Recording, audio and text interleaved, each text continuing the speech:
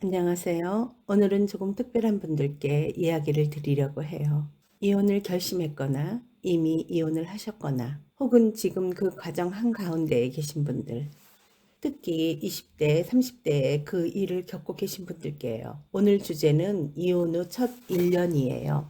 많은 분들이 이혼을 하고 나면 빨리 털고 일어나야 한다고 생각하세요. 빨리 안정을 찾고 빨리 일상으로 돌아가고 빨리 괜찮아져야 한다고요. 근데 저는 오늘 그 반대 이야기를 하려고 해요. 첫 1년 사실 괜찮지 않아도 돼요. 그리고 그 시간을 어떻게 보내느냐가 앞으로의 삶을 완전히 다르게 만들어줘요. 끝까지 함께 해주세요. 먼저 한 가지만 짚고 넘어갈게요. 이혼 후 첫 1년은 인생에서 가장 감정적으로 복잡한 시기 중 하나예요. 단순히 슬프거나 힘든 게 아니에요. 슬픔, 분노, 안도, 죄책감, 외로움, 해방감이 하루에도 몇 번씩 뒤섞여서 올라와요.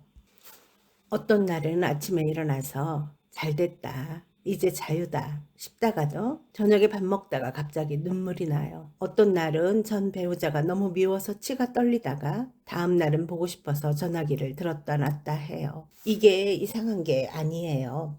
결혼은 단순히 두 사람이 함께하는 계약이 아니거든요.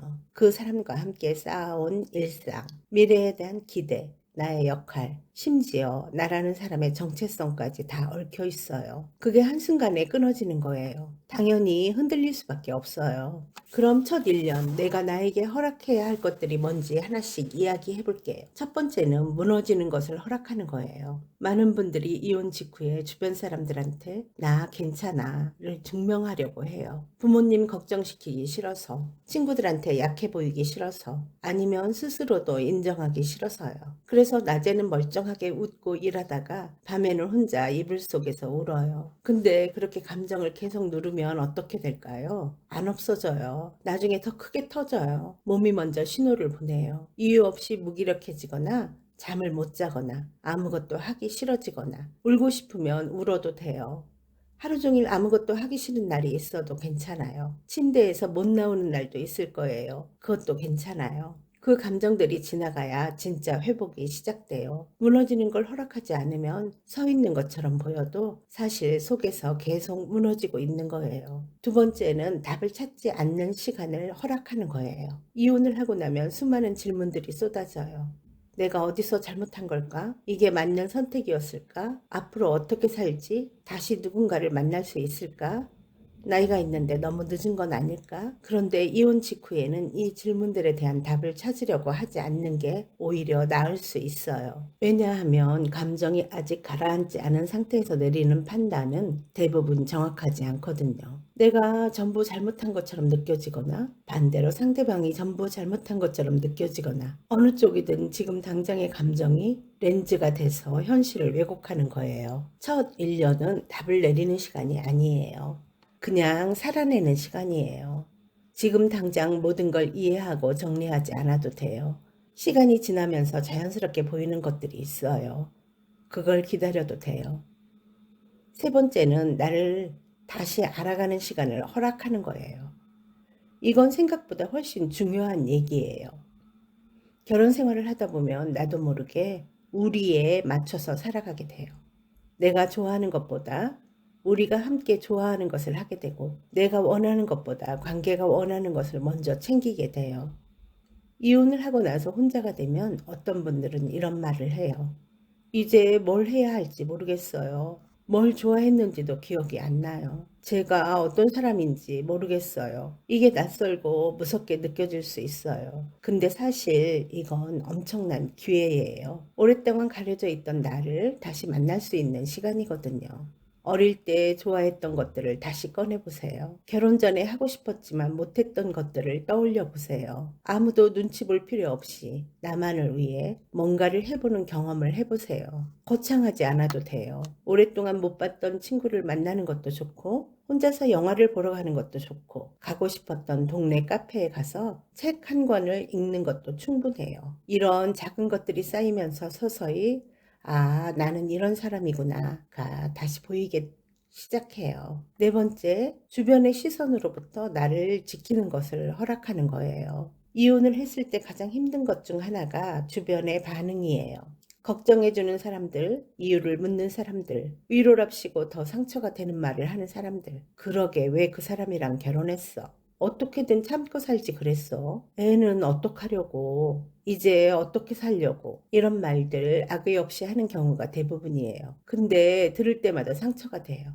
첫 1년은 내 에너지를 이런 반응들에 소모하지 않는 연습을 해야 해요. 모든 사람에게 설명하지 않아도 돼요. 이해받으려고 애쓰지 않아도 돼요. 상처를 주는 관계라면 잠깐 거리를 두어도 괜찮아요. 내가 지금 가장 먼저 지켜야 할 사람은 나예요. 5번째는 빠르게 다음 사람을 만나고 싶은 마음도 있는 그대로 인정하는 거예요. 이혼을 하고 나서 생각보다 빨리 누군가를 만나고 싶어지는 분들이 있어요. 그리고 그 마음이 드는 자신을 이상하게 여기거나 죄책감을 느끼기도 해요.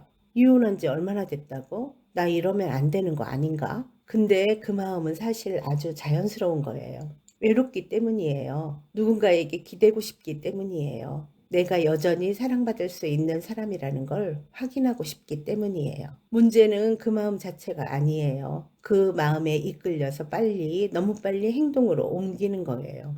감정이 충분히 가라앉지 않은 상태에서 만나는 사람은 나를 채워주는 사람이 아니라 내 빈자리를 임시로 메워주는 사람이 될 가능성이 높아요. 그리고 그런 관계는 결국 더 큰 상처로 돌아오는 경우가 많아요. 그러니까 그 마음이 든다면 일단 있는 그대로 인정해 주세요. 나쁜 마음이 아니에요. 근데 조금 더 기다려 줄 수 있는지 스스로에게 부탁해 보세요. 6번째는 전문적인 도움을 받는 것을 허락하는 거예요. 상담이나 심리치료 이야기를 꺼내면 아직도 거부감을 느끼는 사람들이 많아요. 내가 그 정도는 아닌데, 돈이 아까운데, 뭘 그런 걸 하냐는 시선이 있으니까요.